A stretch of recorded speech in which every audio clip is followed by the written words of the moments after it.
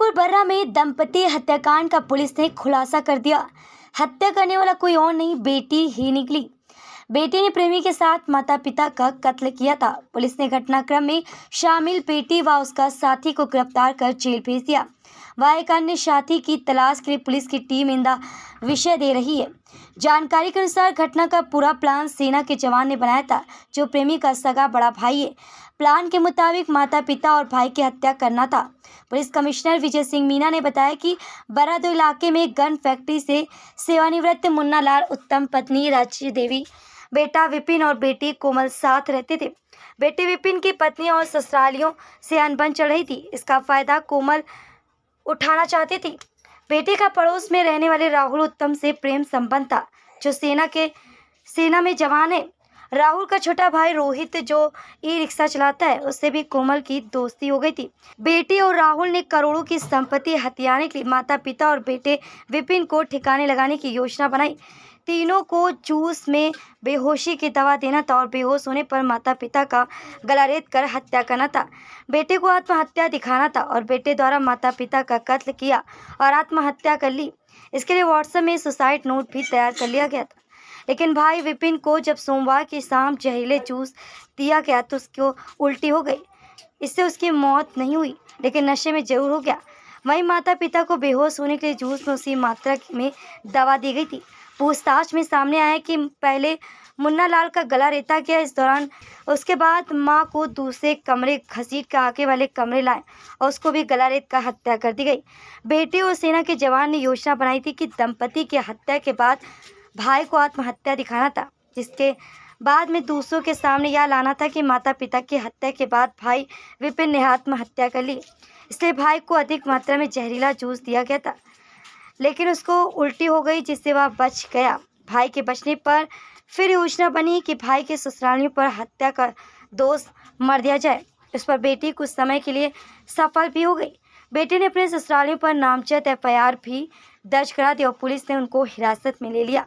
Police ने दोहरे हत्याकांड की जांच करते हुए जब वैज्ञानिक साक्ष्य जुटाए तो पुलिस और फॉरेंसिक टीम ने बेंजाडीन टेस्ट कराया। टेस्ट में आकांक्षा के कपड़ों और शरीर पर मानव रक्त की पुष्टि हुई और उसकी पैंटी पर सीमेन मौजूद होने की पुष्टि हुई।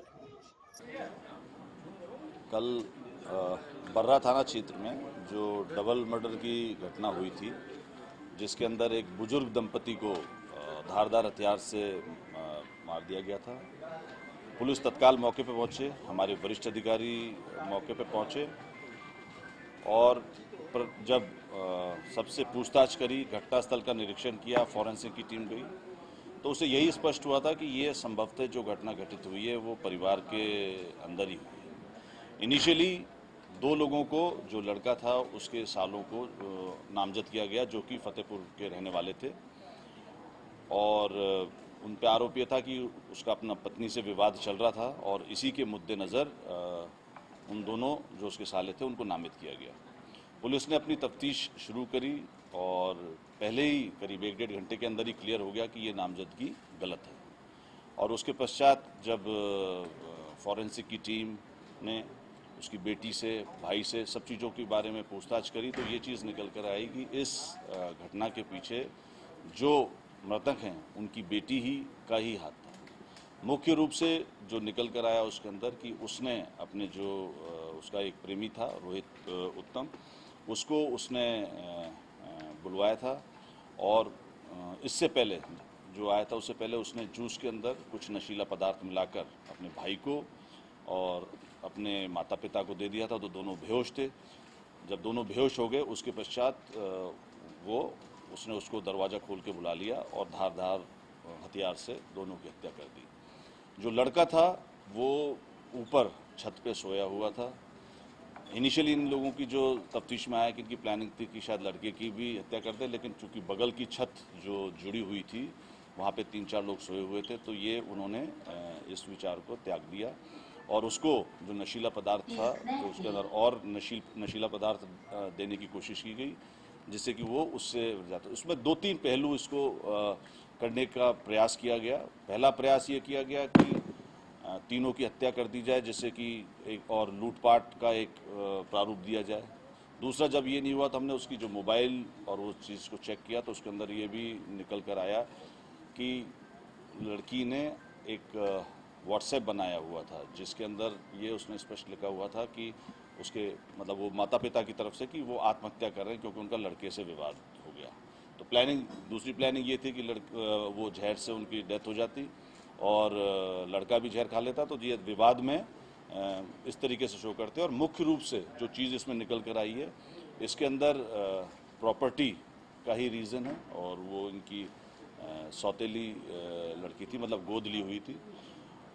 पूरी टीम, जो बर्रा की टीम थी और हमारे डीसीपी और अन्य जो क्राइम ब्रांच की टीम थी, उनके द्वारा ये कार्य किया गया और घटना को मुश्किल से 12 घंटे से कम के समय में इसको अनावृत किया गया। मेरी तरफ से पूरी टीम को 50,000 का इनाम दिया गया। एक चीज़ और जो मैं बताना चाहूँगा कि इसका जो दूसरा भाई था वो भी इनसे टच में था और एक टीम हमने मुंबई रवाना की और उसको भी मुंबई में हिरासत में ले लिया गया है, जिसका कि इसके अंदर रोल था। और मुख्य रूप से उसका रोल ये आया था कि उसने ये जो क्या कहते हैं जो नशीला पदार्थ था वो उसने सप्लाई किया था और वो मिलिट्री इंटेलिजेंस में नौकरी करता है मुंबई में। ये जो उसका प्रेमी था उसका भाई, तो ये दोनों भाई थे बेसिकली, रोहित उत्तम एंड नरेश। बेसिकली इसमें भी कंफ्यूजन है कि वो लड़की दोनों को ही कंफ्यूज कर रही थी कि दोनों से ही एक तरीके से प्रेम करिए, दोनों से ही उसके अफेयर्स में। ये दोनों भाई हैं, रोहित उत्तम और राहुल उत्तम। ये लड़की मतलब एक तरीके से दोनों को प्रेम जाल में फंसा करके अपना मोटिव शिफ्ट कर रही है। अभी तक की तफ्तीश से यही निकल कर आया है।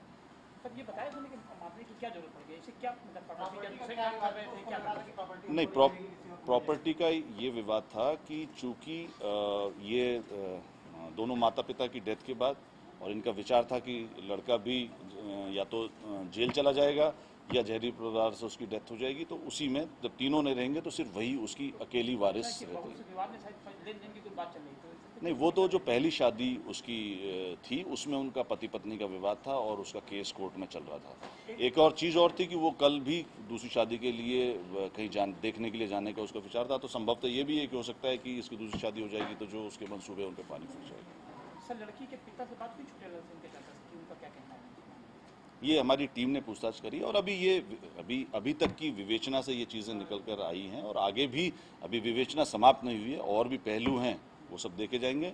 लेकिन हमारी जो टीम ने बड़ा अच्छा कार्य किया और तत्काल पूरी घटना का अनावरण किया 12 घंटे से भी कम समय में, और उसको हमने 50,000 से पुरस्कृत किया।